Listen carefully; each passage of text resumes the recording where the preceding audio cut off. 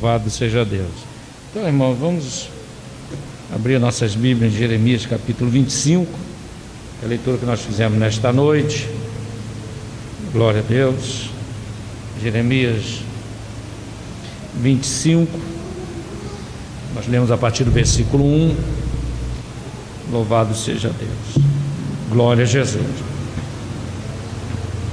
Diz assim a palavra do Senhor a partir do versículo 8: Porquanto assim diz o Senhor dos Exércitos, visto que não escutastes as minhas palavras, eis que eu enviarei e tomarei a todas as gerações do norte, diz o Senhor, como também a Nabucodonosor, rei de Babilônia, meu servo, e os trarei sobre esta terra e sobre os seus moradores e sobre todas estas nações ao redor, e os destruirei totalmente e pô-los-ei em espanto e em assobio e em perpétuo deserto.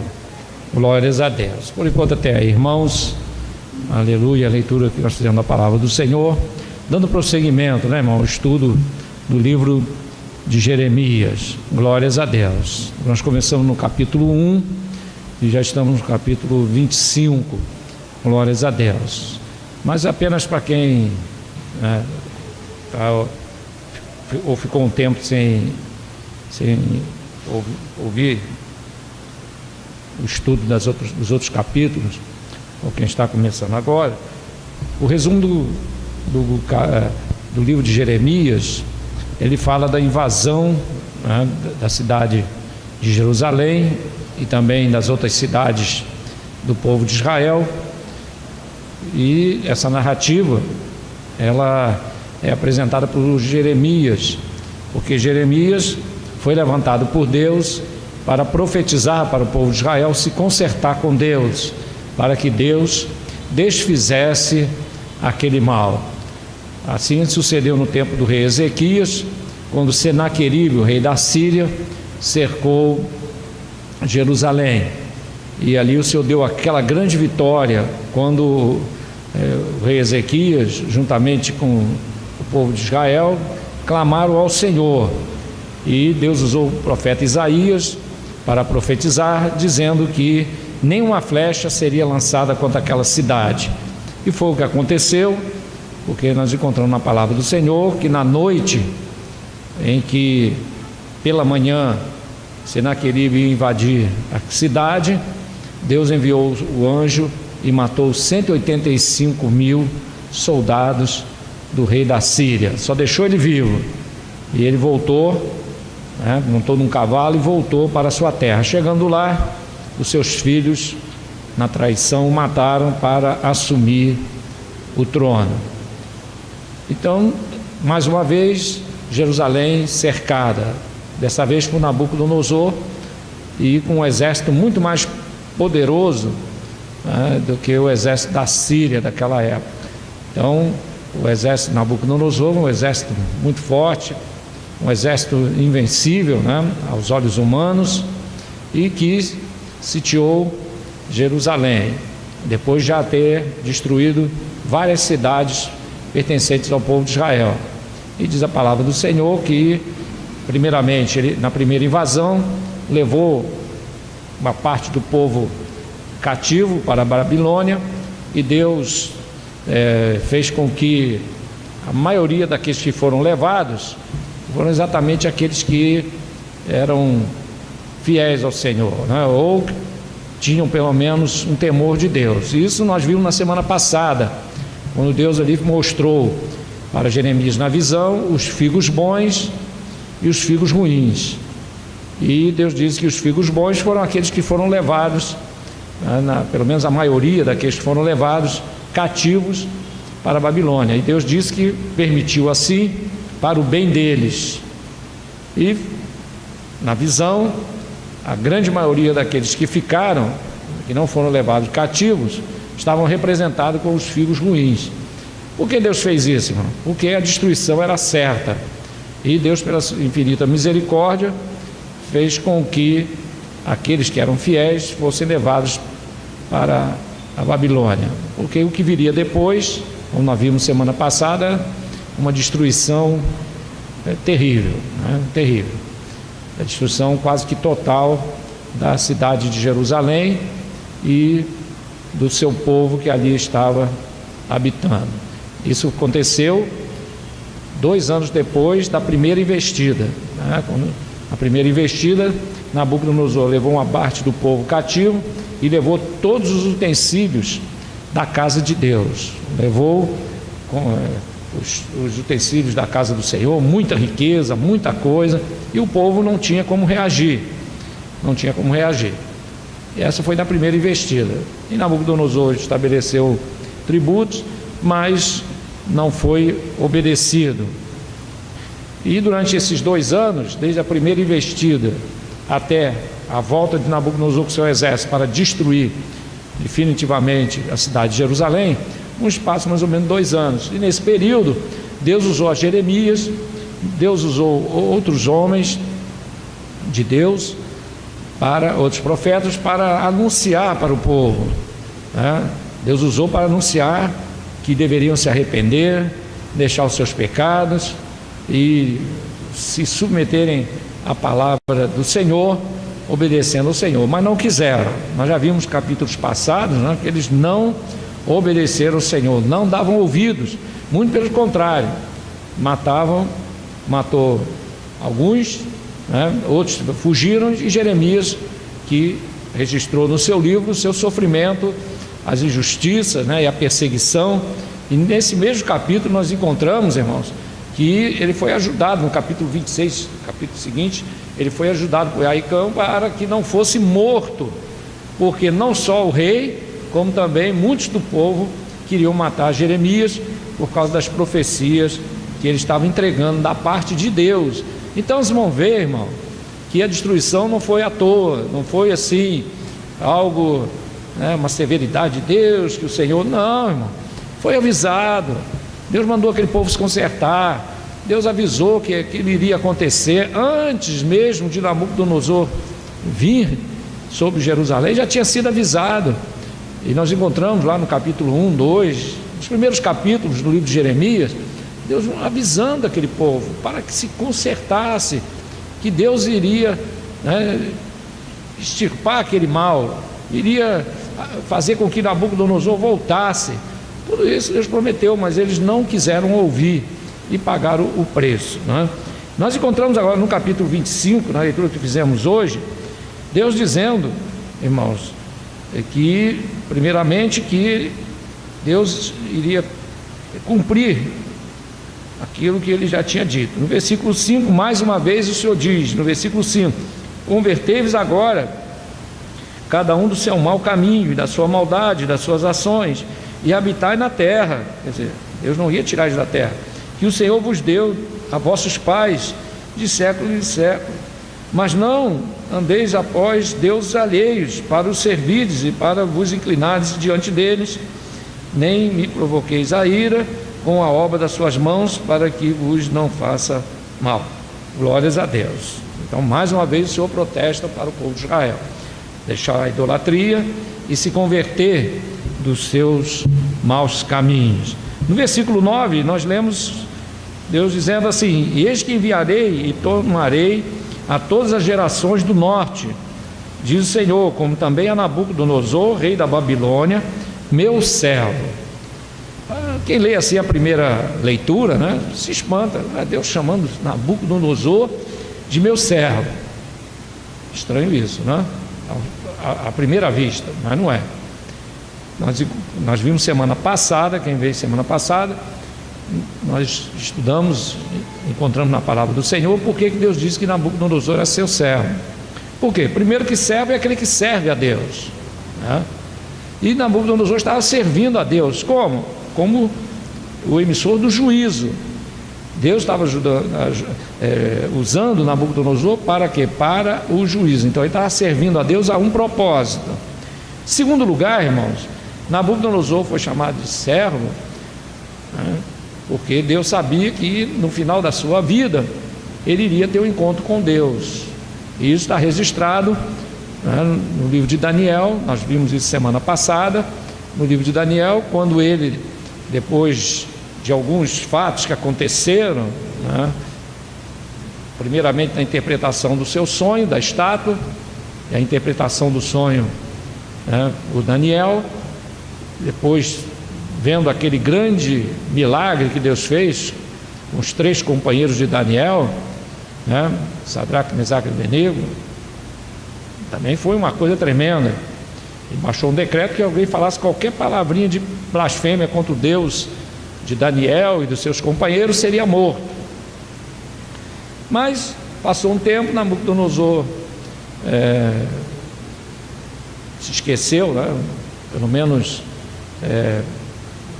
deu uma, vamos dizer assim, uma esfriada naquela empolgação, porque conversão é uma coisa, empolgação, né? Convencimento é outra. Existe a conversão e o convencimento. A pessoa pode ser convencida e o outro pode ser convertido, né? Não convencido, porque infelizmente muitos se convencem de que Jesus é o caminho, a verdade e a vida, mas a salvação vem pela conversão, quer dizer, verdadeiramente se converter. Louvado seja Deus. Deus disse para Pedro, né? Depois de já estar mais uma média mais ou menos de 3 anos andando com Jesus, Jesus disse para ele: quando tu te converteres, confirma teus irmãos, né? Então Pedro, achando que talvez fosse uma palavra pesada, mas lá na frente, quando ele disse que estava pronto para morrer com Jesus, e o Senhor disse: antes que o galo cante, 3 vezes me negarás. Ele negou. Mas a Bíblia diz que quando negou o Senhor 3 vezes, né, a Bíblia diz que ele fugiu e chorou amargamente. Quer dizer, ali ele se converteu verdadeiramente. Glórias a Deus. Então, houve ali uma conversão. Tanto é que Jesus depois perguntou 3 vezes a ele se ele já o amava. Então ele negou 3 vezes, o Senhor fez ele confessar 3 vezes. Glórias a Deus. Então, irmão, a conversão é quando o crente, né, sente a necessidade do perdão de Deus, se converte, quer dizer, verdadeiramente toma até nojo do pecado, busca a santificação. Essa é a verdadeira conversão, né? Quando o homem sente, aleluia, o seu pecado. Louvado seja Deus, porque muitos pedem avivamento. Queremos um avivamento.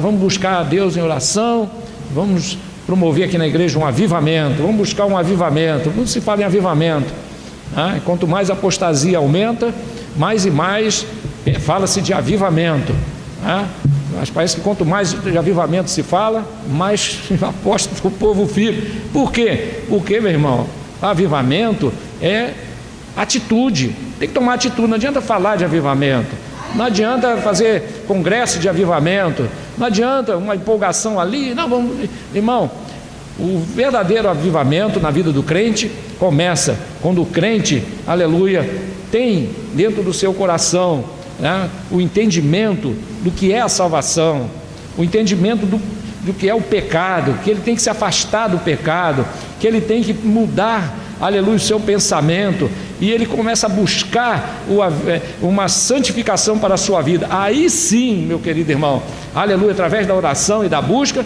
vem o verdadeiro avivamento. Se não vira empolgação. Eu já vi muitos por aí começando, né, um avivamento, nós vamos aqui, irmão, o negócio está bom aqui, e nós, irmão, daqui a pouco aquilo some, desaparece. Uma certa vez teve um congresso lá em São Cristóvão, mas foi uma coisa tremenda, irmão, um congresso de jovens, mas aquele realmente foi uma bênção, aleluia. Mas eu escutei alguém falar para o outro: eu acho que agora vem um grande avivamento, vamos lá, vamos manter a chama acesa, tudo bem. Mas, irmão, 2 meses depois a coisa estava tudo na estaca zero. Voltou como estava antes, aquela mesma batida, aquela mesma coisa, e pronto. Cadê? Porque tem que ter esses ingredientes importantes, irmão. Glórias a Deus, o qual eu já citei, o convencimento de que temos que nos afastar do pecado, buscar o Senhor de todo o coração, Louvado seja Deus, não tem uma vida dupla. Porque o crente ora, fica animado, se aviva, aí daqui a pouco está lá namorando com o pecado de novo, está lá fazendo as mesmas coisas erradas que fazia. E a Bíblia diz: não entristeçais o Espírito Santo, a qual foste selado para o dia da redenção. Amém, irmão? Glória a Deus. Aí vem o verdadeiro avivamento.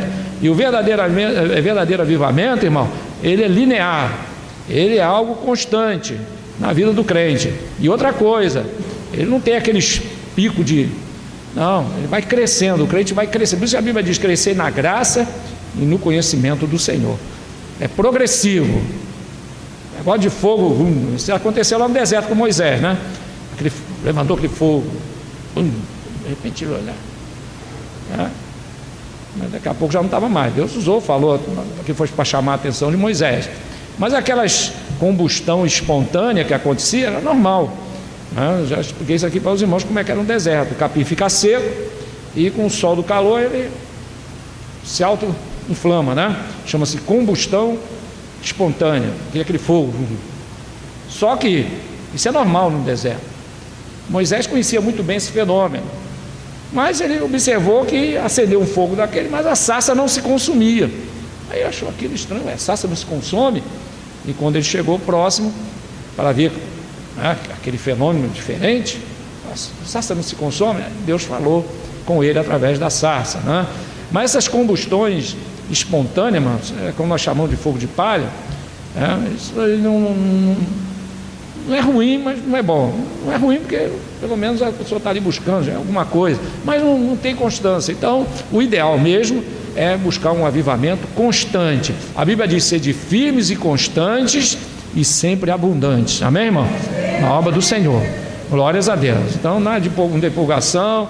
Outro dia até alguém está falando, comentando comigo, né? É bem que o pastor não gosta dessas empolgações. Eu já sei como é que é, irmão. Começa muito empolgado, e sapateia, rodopia, né? E bate com a mão e vamos lá.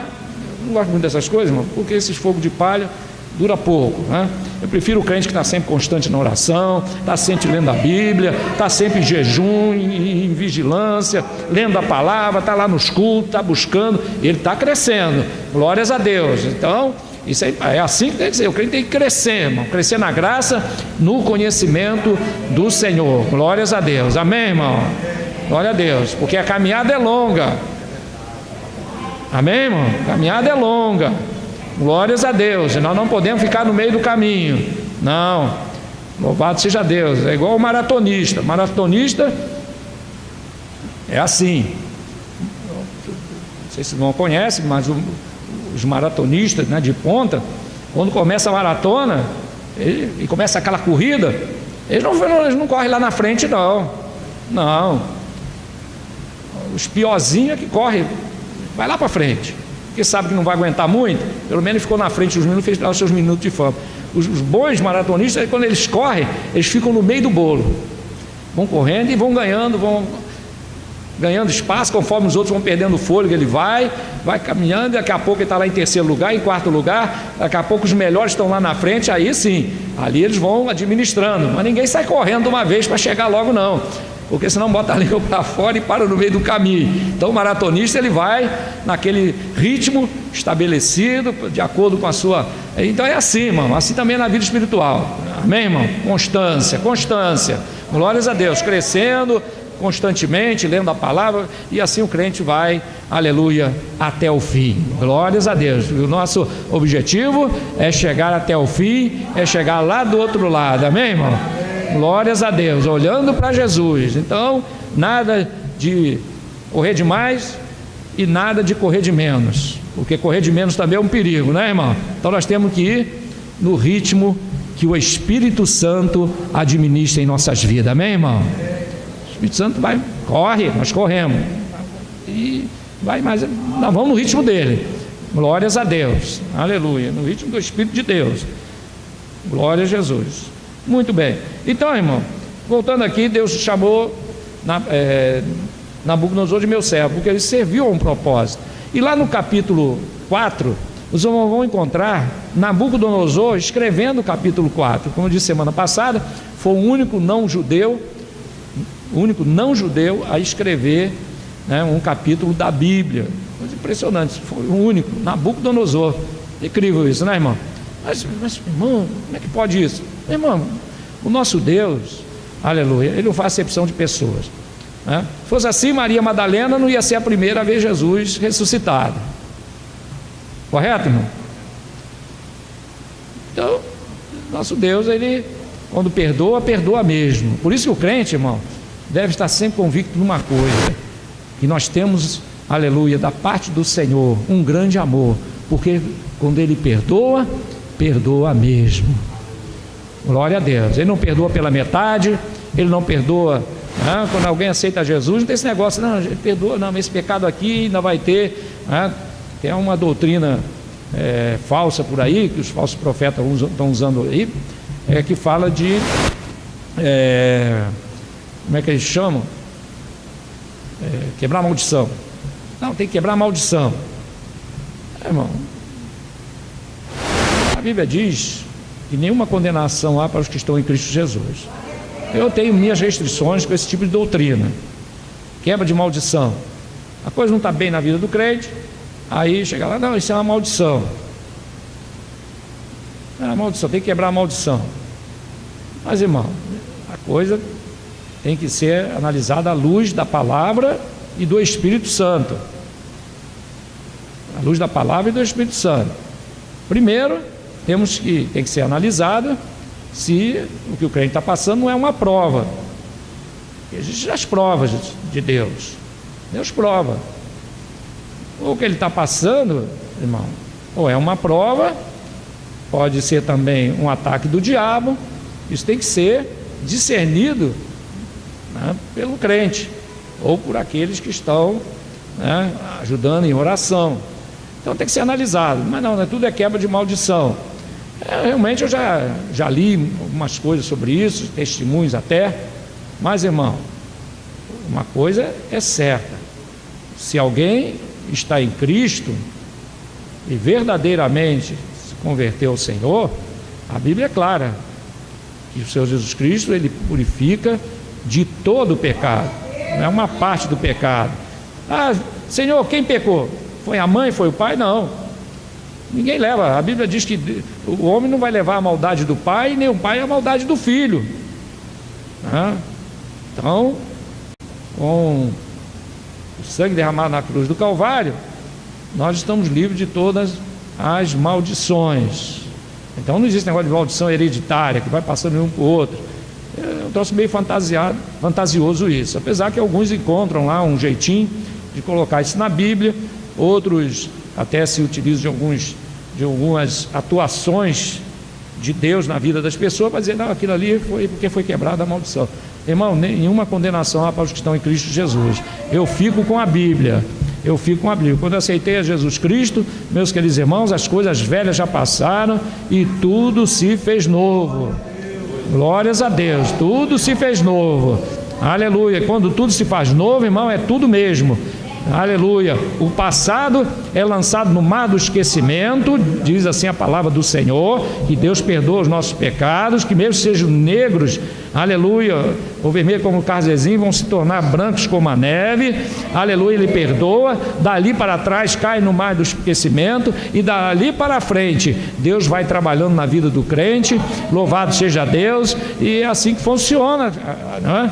Glórias a Deus. Então, irmão, nenhuma condenação para os que estão em Cristo Jesus. Aleluia. A maldição é na vida daquele que não está debaixo da sombra do Onipotente, porque a Bíblia diz, aleluia, aquele que habita no esconderijo do Altíssimo, a sombra do Onipotente descansará. Aleluia. Ah, mas pastor, aconteceu com meu avô, aconteceu com a minha... Irmão, dobra o teu joelho, aleluia, clama ao Senhor, porque o nosso Deus, aleluia, Ele é aquele que faz a obra completa. Aleluia. Agora, irmão, mas existe um uma coisa que me impulsiona, meu querido irmão, busque em Deus a libertação, dobra o joelho, clama a Deus, aleluia, porque o nosso Deus é aquele que liberta. Se o diabo, aleluia, está voltando, é porque está achando a casa vazia, como o Senhor disse, aleluia, ele fica em lugares áridos e quando vem, se ele achar a casa vazia, chama 7 piores do que ele, e o segundo estágio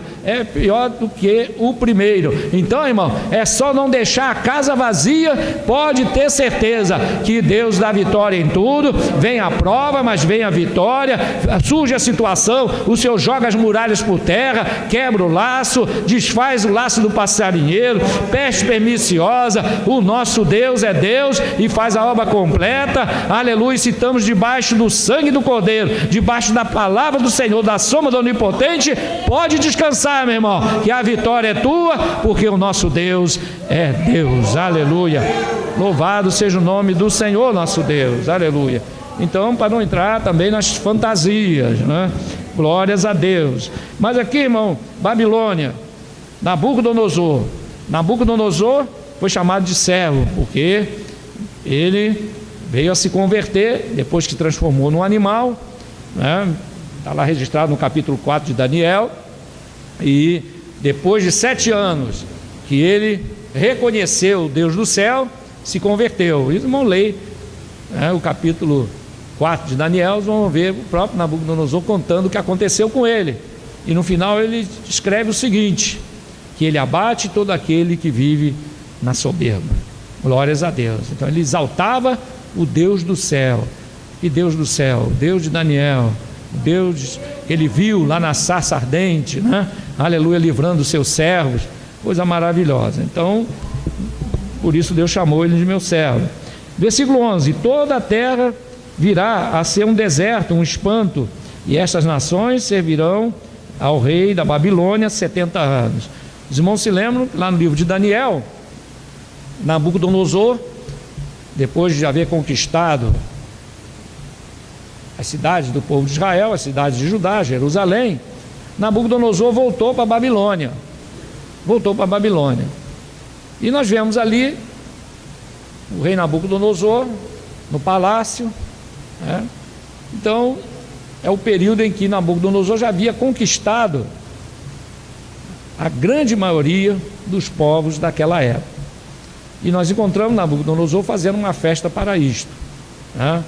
Fez uma estátua toda revestida de ouro e colocou num lugar chamado região de Dura, que era uma planície, a qual lá ele colocou a estátua e mandou chamar todos os povos para que estivessem naquele lugar para inaugurar a sua estátua, a estátua a qual ele tinha levantado. Então ali, irmão, era o coroamento, né, da seu domínio. Os irmãos se lembram que na visão, no sonho da estátua, a cabeça da estátua era de ouro, que representava o quê? O reino da Babilônia. E Daniel disse: essa cabeça de ouro és tu, rei, o teu reinado. Porque realmente, irmão, historicamente falando, foi o reinado mais glorioso, né, de todos a história da humanidade. Foi o Império Babilônico. No mundo antigo, os jardins suspensos da cidade de Babilônia é considerado das 7 maravilhas do mundo antigo. Era algo espantoso, irmão, tamanha beleza e a engenharia que foi usada, segundo os estudiosos, né, que narram como era, ou estudaram e tiveram, vamos dizer assim, acesso a escavações e estudos que mostram que era algo realmente de se espantar para aquela época. O jardim suspenso de Babilônia, diz que era uma coisa muito linda. O que levou Nabucodonosor, lá da sacada do palácio, olhar para aquilo e dizer: ó Babilônia, que eu construí com o meu grande poder. E ali, irmão, veio a voz do céu dizendo que ele ia comer 7 anos, né, capim junto com os bois, com os animais do campo. Então o que levou Nabucodonosor a dizer aquilo, se esquecendo de Deus, foi a beleza. Uma das coisas foi a beleza daquela cidade, né, daquela cidade. Então esse foi o apogeu, né, aquela época em que Nabucodonosor ficou no palácio, a qual nós encontramos a história de Daniel, dos seus companheiros. Então ali foi o momento em que Nabucodonosor já havia estabelecido o seu reinado, né? Já havia dominado as outras nações, era um domínio considerável. E com isso nós encontramos a história que Nabucodonosor, no final da sua vida, entende-se que ele veio realmente a se converter, tanto é que Deus permitiu que ele escrevesse um capítulo da Bíblia, né, irmão? Então é um sinal muito forte. E Deus estabeleceu, irmão, 70 anos para que o povo de Israel estivesse, né, cativo em Babilônia. Nós encontramos lá no versículo número 11, Deus anda a Jeremias para dizer o seguinte: e toda esta terra virá a ser um deserto e um espanto, e essas nações servirão ao rei da Babilônia 70 anos. Daniel, lendo o livro do profeta Jeremias, ele encontrou essa profecia, essa parte da profecia, a qual Jeremias profetizou que o povo de Israel ficaria cativo 70 anos. Irmão, e é impressionante, foram 70 anos certos. Primeiramente, o povo de Israel caiu cativo, se não me falha a memória, no ano 638 antes de Cristo. Saiu o rei Nabucodonosor morreu perto do ano 500, porque aí diminui, né? 537, e até completar os 70 anos, passou mais 3 anos, a qual foi aquele período que veio a queda da Babilônia, no ano 537, se não me falha a memória, e o rei Dario assumiu o reinado, né? Naquela união que houve entre os medos e os persas, eles conquistaram Babilônia, dominaram, e o rei Dario assumiu ali o reinado, né? Então passou-se mais 2 anos, e ali o povo de Israel começou, né, aquele movimento para que o povo de Israel começasse a sair do cativeiro e voltar para a sua terra. Então, irmão, contou 70 anos quando Israel foi dominada, destruída por Nabucodonosor, até a volta do cativeiro, e nós encontramos lá no livro de Neemias. Simão leia a volta, né? O povo voltando para a sua terra. Foram 70 anos. Por quê? Porque Jeremias havia profetizado que seria um tempo de 70 anos. E Daniel, orando ao Senhor para que o povo de Israel fosse liberto daquela escravidão, Deus fez com que ele fosse até o livro de Jeremias. E ele leu e encontrou ali essa profecia de que seria o cativeiro de 70 anos, e se cumpriu na íntegra. Glórias a Deus. No versículo 13: e trarei sobre esta terra todas as palavras que disse contra ela, tudo quanto está escrito neste livro, que profetizou Jeremias contra todas essas nações.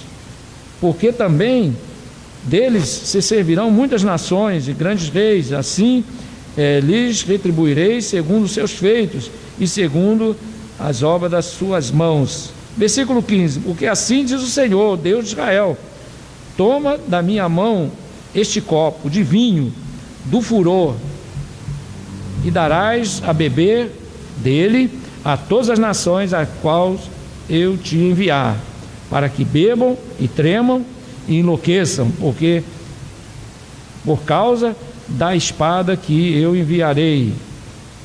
Louvado seja Deus. Versículo 17: e tomei o copo da mão do Senhor. Isso tudo é uma visão, né, irmão? Tomou, né, o copo da mão do Senhor e dei a beber a todas as nações. Não se esqueça que isso é uma revelação, né? As quais o Senhor me tinha enviado. Louvado seja o nome do Senhor nosso Deus. Glória a Jesus. Então, irmão, Deus aqui fala para Jeremias que Deus iria castigar aquelas nações que estavam sendo dominadas por Nabucodonosor. Louvado seja Deus.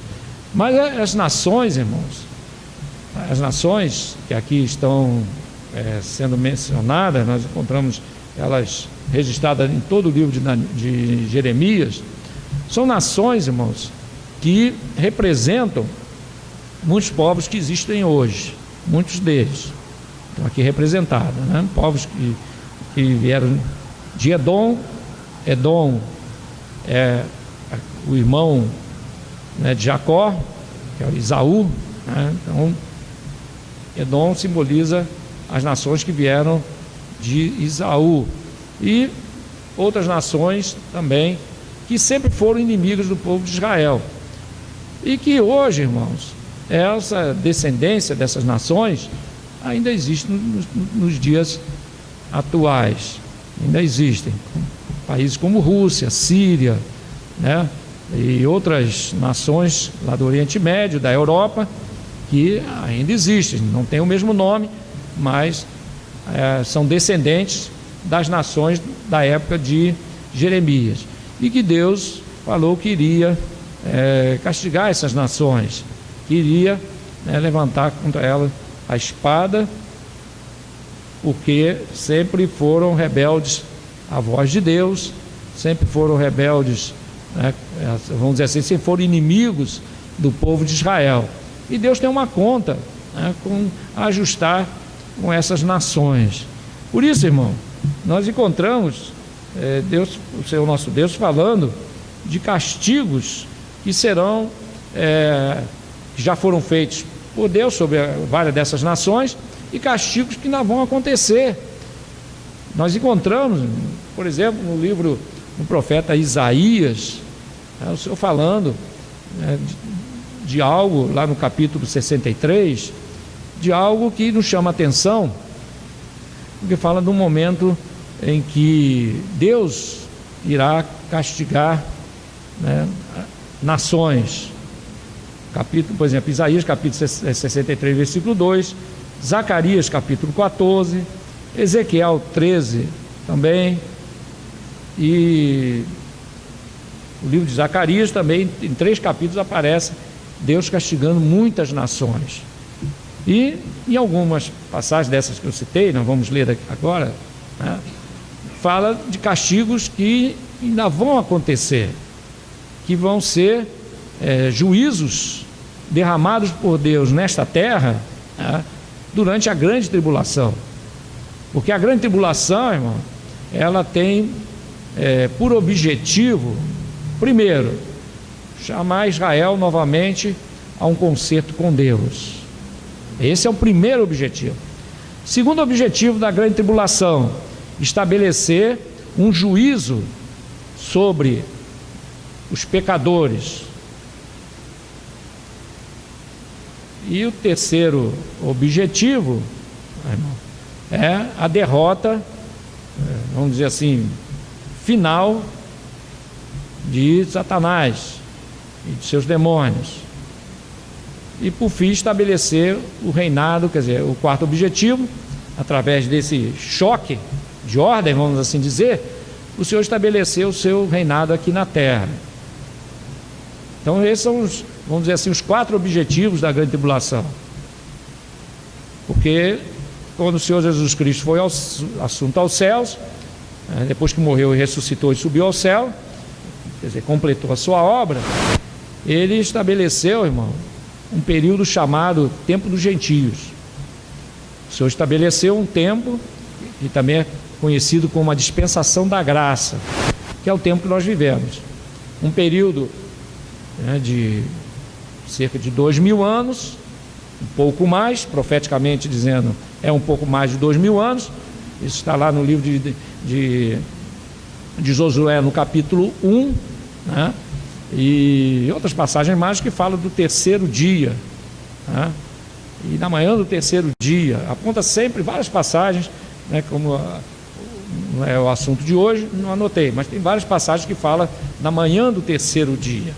Então é uma referência à volta de nosso Senhor Jesus Cristo na manhã do terceiro milênio. Então já passou o milênio, já passou o segundo milênio, nós já estamos na manhã do terceiro milênio, quer dizer, no começo do terceiro milênio. E assim, irmão, entendemos pelas profecias, né, que a volta do Senhor Jesus Cristo, ela é eminente, porque ele pode vir a qualquer momento. Já se cumpriu essas profecias que falam, né? Esses sinais que falam da sua volta, né? Então, a volta de nosso Senhor Jesus Cristo é algo eminente, e é o estopim da grande tribulação, porque, irmãos, o que vai acontecer antes do arrebatamento da igreja está predito. O Senhor Jesus Cristo falou lá em Mateus capítulo 24, nós encontramos os apóstolos escrevendo. O apóstolo São Paulo fala que nos últimos dias, que é o dia que nós vivemos, né, os homens seriam amantes de si mesmos, presunçosos, né, sem respeito a pai e às mães, irreligiosos. Nós temos visto que esses sinais estão se cumprindo diante dos nossos olhos, né? E cada vez que passa vão se cumprindo, cada vez que passa os homens estão mais corruptos, cada vez que passa amantes de si mesmo, e nós temos visto que está registrado na palavra do Senhor, está acontecendo na íntegra. Também os sinais no mundo, nos céus e na terra, né, estão acontecendo. Então todos os sinais que estão preditos, irmãos, estão acontecendo diante dos nossos olhos. E o que nos chama a atenção, que no tocante à igreja, irmãos, também está se cumprindo diante dos nossos olhos. E que profecias são essas? A apostasia, o estabelecimento, né, da igreja da Laodiceia, que no arrebatamento da igreja será, vamos dizer assim, a que estará mais em evidência, a Laodiceia, aquele modo, né, de se comportar diante de Deus. Vemos também dentro da casa do Senhor acontecendo aquilo que Paulo, Pedro e os demais, principalmente Tiago, né, Judas, o que eles escreveram ali, está diante dos nossos olhos, irmãos, acontecendo diante de nós, só não vê quem não quer. Mas, em contrapartida, irmão, também nós encontramos que na volta do nosso Senhor Jesus Cristo vamos ter as virgens prudentes, não é verdade? Vamos ter aqueles que estarão prontos para o arrebatamento, aqueles que estarão com a vida no altar, não é verdade? Glórias a Deus, porque também é profético isso. Aleluia. O Senhor sempre teve os 7.000 que não dobraram o joelho a Baal. O Senhor sempre vai ter as virgens prudentes. Glórias a Deus. O Senhor vai ter sempre as suas ovelhas. O Senhor vai ter sempre aqueles, meus queridos irmãos, que estarão aguardando a sua vinda. Aleluia. Os fiéis da terra. Louvado seja o nome do Senhor. Sempre vai ter. E na hora do arrebatamento, irmão, o Senhor vai levar quem? Os fiéis. Glórias a Deus. Por que isso? Porque o apóstolo São Pedro, ele escreve assim, 1 Pedro capítulo 4, versículo 17. Quem encontrou, leia. 1 Pedro 4, 17.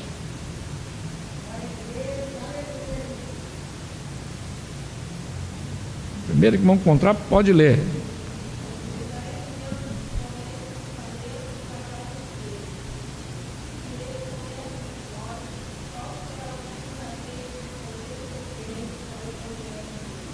Muito bem. Então o julgamento começa pela casa de Deus. Isso fala de quê? Do arrebatamento. Porque Deus começa a julgar este mundo começando pela igreja. E como é que ele julga a igreja? A igreja presente, a igreja atuante. Glórias a Deus. É o arrebatamento. Essa é o começo do julgamento de Deus. Os que sobem e os que ficam. Aí começa a ser a grande tribulação. Nós encontramos lá no Jeremias, no capítulo 25, lê o versículo 29, irmão. Vê o que diz ali. Vê se não é a mesma coisa que Deus está falando aqui acerca das nações. Quem encontrou, leia. Versículo 29, Jeremias 25, 29.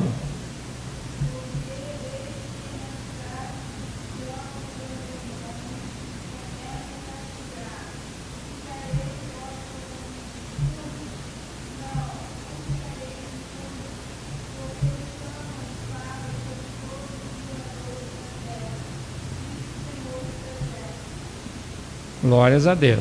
Vocês vão entender? Deus está dizendo o quê? Que aquilo que estava acontecendo era o quê? O castigo de Deus sobre os judeus, sobre o seu povo. E se eles estavam sendo castigados, As outras nações iriam escapar? Deus disse: não escaparão. Então, irmão, mesmo pensamento, e nós, a mesma verdade.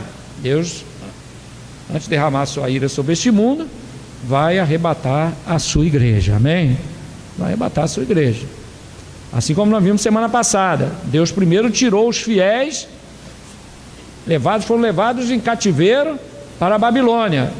Deus disse: são os figos bons, a qual, para o bem deles, foram levados para lá. Por quê? Porque o que vinha depois, irmão, sobre a cidade, foi uma destruição completa.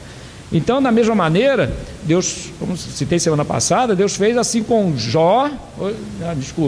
com Ló, né? E fez também com Noé. Antes da destruição, Deus tirou eles, né? Noé através da arca e Ló tirando ele de Sodoma e Gomorra. O próprio Senhor Jesus Cristo usa essas duas passagens para falar disto, né? Aleluia. E seria como no tempo de Ló, seria como no tempo de Noé. Glórias a Deus. Então, assim como Deus tirou a Ló, assim como Deus deu um meio de escape para Noé, Deus vai fazer assim também com a sua igreja. E nós encontramos lá no livro do Apocalipse, no capítulo 3, versículo 10. É a promessa que o Senhor deu à igreja de Filadélfia. Louvado seja Deus. O que é que está escrito lá? Quem encontrou, leia.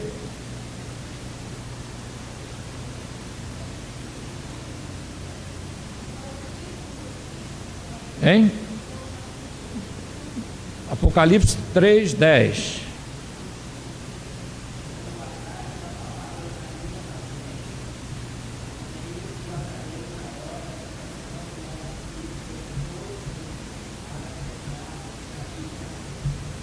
Louvado seja Deus. Então, nós encontramos o Senhor dizendo que vai livrar a igreja de Filadélfia, quer dizer, a igreja fiel, né, da tribulação que há de vir sobre toda a terra, que há de vir mesmo. Louvado seja Deus, não tenham dúvida disto, porque é o que Deus fala se cumpre. Nós vemos que cada vez mais está apertando, cada vez mais o cerco está fechando, tudo sendo preparado, o mundo está se preparando, e basta a igreja ser arrebatada, irmão, num determinado momento, a qual, vamos dizer assim, como aquela agenda que o Senhor preparou, o relógio de Deus, né? No momento certo, a igreja é arrebatada. Glórias a Deus. E assim começa a grande tribulação que há de vir sobre toda a terra. Glórias a Deus. Glória a Jesus. E o final da grande tribulação, irmão, é castigo sobre todas as nações. Nós encontramos aqui o Senhor dizendo, irmão, que nenhuma nação da terra vai escapar. Não vai escapar. Por quê, irmão? Por causa do pecado, da rebelião. Se nós observarmos a história, né, da história bíblica, né, nós encontramos que no Antigo Testamento, o nome do Senhor, que muitas vezes pensa que Deus só se revelou a Israel. Não, irmão. Deus deu oportunidade a outras nações também. Irmão, se lembra, né, da cidade de Nínive, lá na Síria, né? Deus deu uma oportunidade àquele povo, se arrependeram, pediram perdão a Deus, jejuaram, aquela coisa toda. Deus não castigou, mas 200 anos depois, irmão, voltaram à bagunça de novo. Aí Deus fez tudo aquilo que iria fazer, porque a história diz que a cidade de Nínive foi destruída por uma grande enchente, né? Então, aquilo que Deus falou através do profeta, né, Jonas, de que a cidade seria submergida, não se cumpriu porque se arrependeram. Mas cerca de mais ou menos 200 anos depois, quando eles já voltaram, esqueceram, aí aquela geração morreu, veio a outra, voltaram a fazer as mesmas coisas, e veio, a história diz que aquelas cidades foram destruídas, aquela cidade foi destruída. Deus também deu oportunidade a pessoas de outros povos. Tem um fato interessante, que não me lembro agora, o rei de uma nação, que estava passando com o seu exército, perto ali dos termos de Israel, e o rei Josias preparou o seu exército para ir contra ele.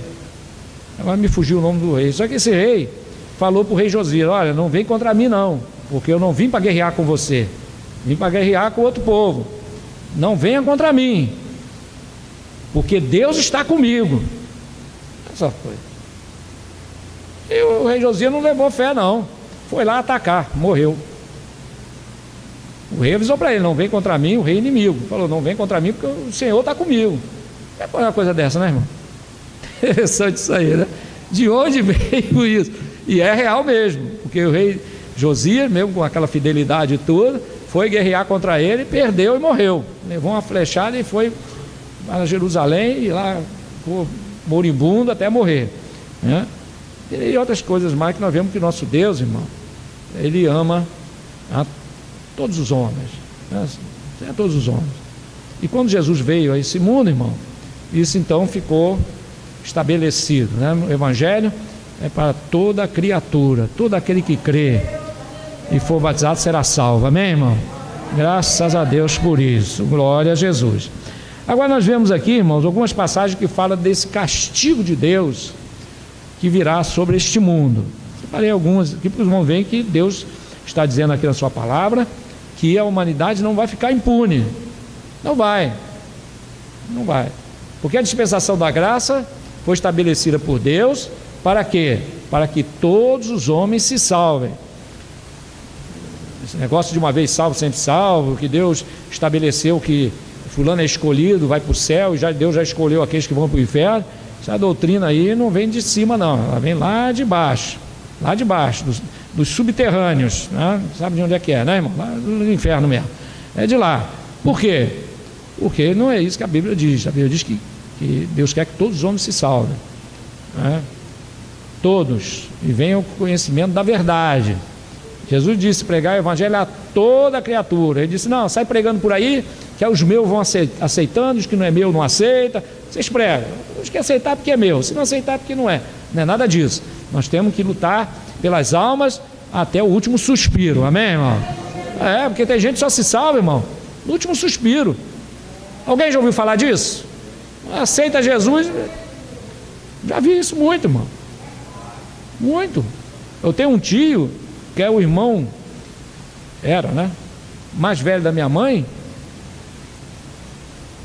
lá em Minas, cidade do interior, ficou doente e foi levado para a cidade de Barbacena.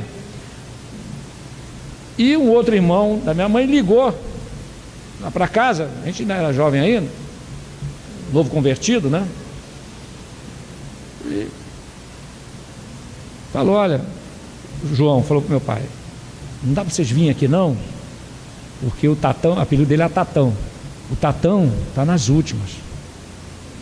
Vem aqui amanhã, que o médico disse que ele não passa de amanhã. Aí meu pai, com muito jeito, falou com a minha mãe: olha, teu irmão está nas últimas, amanhã tá. Aí minha mãe falou assim: então amanhã de manhã nós vamos lá. Meu pai: tá bom. Aí meu pai arrumou as malas, minha mãe arrumou as malas para cedinho sair. Já era de noite. Meu pai falou assim: Rita, nós vamos agora. Que isso, João? Nós vamos agora. É agora. Pegou uma mala, colocou no carro e chegou em Barbacena 11 horas da noite. As visitas eram até às 10. Meu pai foi na porta do hospital, o guarda olhou, disse que não podia entrar. Meu pai disse: nós viemos do Rio de Janeiro, mostrou a placa do carro, é uma emergência, não sei o quê. Aí ele olhou assim: tá bom. Abriu a porta. Meu pai e minha mãe entraram, subiram. Chegou lá no quarto, a enfermeira falou assim: olha, se estiver dormindo não pode acordar não. Meu pai: tá bom. Quando meu pai abriu a porta, ele abriu os olhos e olhou. Meu pai entrou, conversou um pouquinho, começou a falar de Jesus para ele. Quando terminou de pregar, falou assim: Tatão, você quer aceitar Jesus Cristo como seu Salvador? Se você quer, levante a mão. Ele fez assim. Já era perto da meia-noite, irmãos. No dia cedo, no sol raiando, começou a raiar, o telefone toca na casa lá do meu tio, dizendo que ele havia falecido. Se vai no dia seguinte de manhã, é o cuidado de Deus com todas as almas, amém, irmão? Glórias a Deus, aleluia. Se vai no dia de manhã, como estava planejado, era tarde demais. Glórias a Deus. Jesus é bom, não é? Amém, irmão? Glórias a Deus. Morreu salvo, irmão, no último momento. Glórias a Deus, aleluia. Porque a Bíblia é clara que nem toda a riqueza do mundo paga o resgate de uma alma. Glórias a Deus, aleluia. Glória a Jesus. Graças a Deus por isso. Quem pode dar glória a Deus por isso, irmão? Aleluia, glória a Deus. Mas o nosso Deus é Deus de amor para os que o amam e para aqueles que o temem. Deus é amor. Mas também é fogo consumidor para os rebeldes. Então vamos ler algumas passagens aqui para nós encerrarmos, irmãos. Os irmãos saberem que o nosso Deus, quando fala uma coisa, Ele cumpre. Aqui o nosso Deus está dizendo, irmão, que haverá um castigo para todas as nações. Todas as nações. Nós vamos ler algumas passagens aqui, né? Glória a Deus. E depois nós vamos encerrar. Primeiro vamos abrir no livro de Zacarias. Glória a Deus. Zacarias. Capítulo 1, versículo 15. Um irmão leia Zacarias 1,15. E outro irmão leia Zacarias 7,12. Vamos começar por aqui.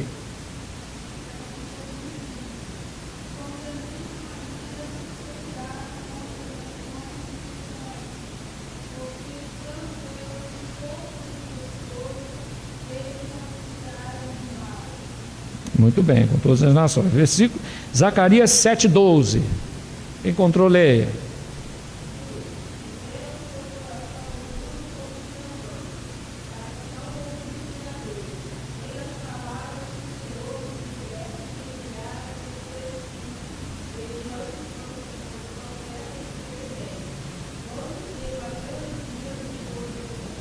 Louvado seja Deus. Vamos ler também Zacarias. Zacarias 10:3. Glória a Deus.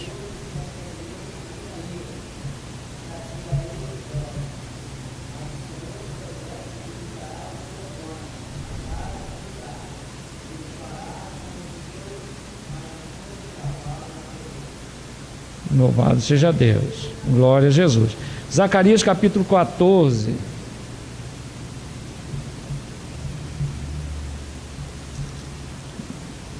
Zacarias 14, né? Glória a Deus.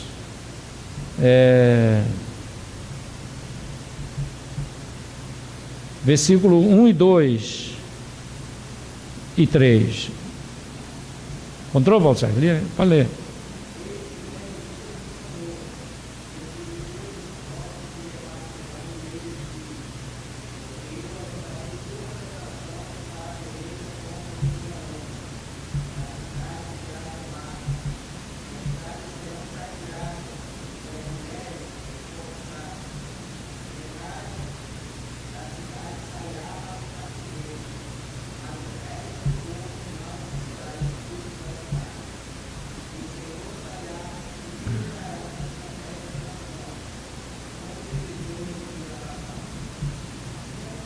Glória a Deus.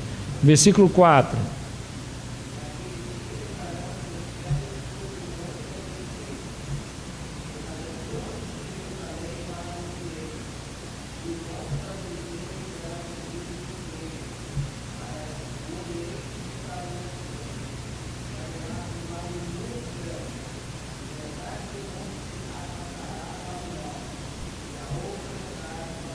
Sete.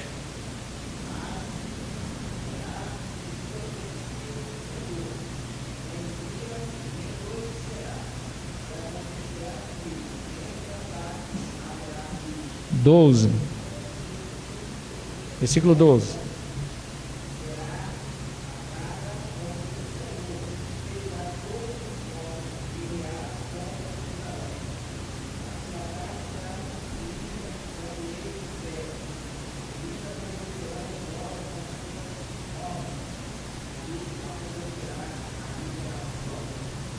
Louvado seja Deus.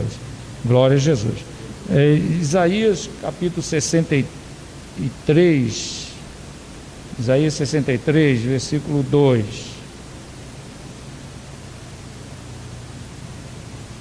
Isaías 63, 2.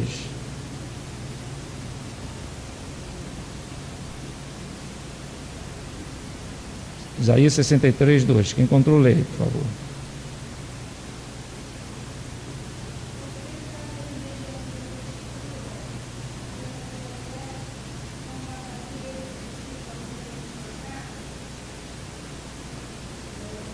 Glória a Deus. Não, seria o versículo 1 e diante. Eu vou ler aqui, irmão. Isaías 63, versículo 1 e diante, diz assim. Isso aqui é uma visão que Isaías teve, né? Quem estuda sabe que eu estou dizendo é verdade, falando da vinda de nosso Senhor Jesus Cristo. O que está aqui, Isaías 63, está lá também no livro do Apocalipse. Mas vamos ler aqui Isaías 63, nessa visão de Isaías, que diz assim, ele vê o Senhor vindo, né? E diz assim: quem é este que vem de Edom, de Bossá, com vestes tintas? Este que é glorioso em sua vestidura, que marcha com a sua grande força. Ele responde, eu que falo em justiça, poderoso para salvar. Por que está vermelha a tua vestidura e as tuas vestes como as daquele que pisa uvas no lagar? Eu sozinho pisei no lagar, e dos povos ninguém se achava comigo, e os pisei na minha ira, e os esmaguei no meu furor, e o seu sangue salpicou as minhas vestes, e manchei toda a minha vestidura, porque o dia da vingança estava no meu coração, e o ano dos meus redimidos é chegado. Glória a Deus. Olhei, e não havia quem me ajudasse. Espantei-me de que não haver quem me sustivesse, pelo que o meu braço me trouxe a salvação, e o meu furor me susteve. E pisei os povos na minha ira, e os embriaguei no meu furor, e sua força derribei por terra. Louvado seja o nome do Senhor. Irmão, tem outras passagens, várias, eu vou deixar para a semana que vem. Louvado seja Deus, glória a Jesus. Aqui nós encontramos passagens que falam da ira de Deus, do castigo que o Senhor vai trazer a este mundo, principalmente durante a grande tribulação e no final. Mas, irmãos, aleluia, a igreja não precisa ficar desesperada, preocupada com grande tribulação. Como vimos semana passada, muitos estão preocupados com grande tribulação. Já estão estocando comida, armas, munição, cavando buraco na terra. Tem alguns aí, homens ricos, aí artistas com muito dinheiro, construindo bunkers, né? Os irmãos já ouviram falar disso, né? Tem um ator aí muito conhecido, esqueci o nome dele, já fez alguns filmes de ação aí, já gastou soma em dinheiro, milhões de dólares para construir um bunker. Diz que é imune à explosão atômica, né? Dá para morar ali durante alguns anos, e tem comida estocada, comida feita em laboratório, tem como plantar lá dentro e ir cultivando. Vamos construir uma verdadeira fortaleza para ficar alguns anos, né? Não me lembro, na reportagem se falava 7 anos, 8 anos, não me lembro mais. Sei que alguns anos, ficar ali dentro. Então os homens estão se preparando para a grande tribulação. Mas, meus queridos irmãos, a igreja também está se preparando para o arrebatamento da igreja, amém? Glória a Deus, nós estamos nos preparando. Estão estocando comida, nós também estamos estocando comida, amém, irmão? Estão estocando munição, nós também temos aqui, ó, uma arma poderosa, calibre 66, né, irmão? Tem 66 livros aqui, e por aí vai, irmão. A igreja está se preparando, porque nós ficamos com aquilo que disse João, aleluia, Apocalipse capítulo 22, no final o Senhor diz assim: eis que presto venho. Aquele que testifica essas coisas diz: eis que presto venho. E João responde como? Ora vem, Senhor Jesus. Aleluia. Quem aqui pode dizer ora vem, Senhor Jesus? Aleluia. Vamos ficar de pé, irmãos. Vamos agradecer ao Senhor. Glória a Deus. Se encerrou o tempo. Que Deus abençoe os queridos irmãos. Lembrando aos irmãos, né, que nós vamos ter daqui a pouco, 10 horas da noite, a nossa mini vigília, que vai até de 10 à meia-noite. Nós não fazemos vigília completa, porque alguns trabalham, não é verdade? E negócio de vizinhança, aqui talvez não tenha muito, mas lá onde nós éramos, na rua Virgem Pelegrino, tinha vizinho de tudo quanto era lado, né? Nos fundos, na frente, do lado, e a gente tem que ter sabedoria, né? Louvado seja Deus. Tanto é que quando nós saímos de lá, os vizinhos reclamaram. Foi verdade, irmão? Chegou ao nosso ouvido, já tinha vizinho lá reclamando. Por que vocês mudaram? A gente gostava de vocês.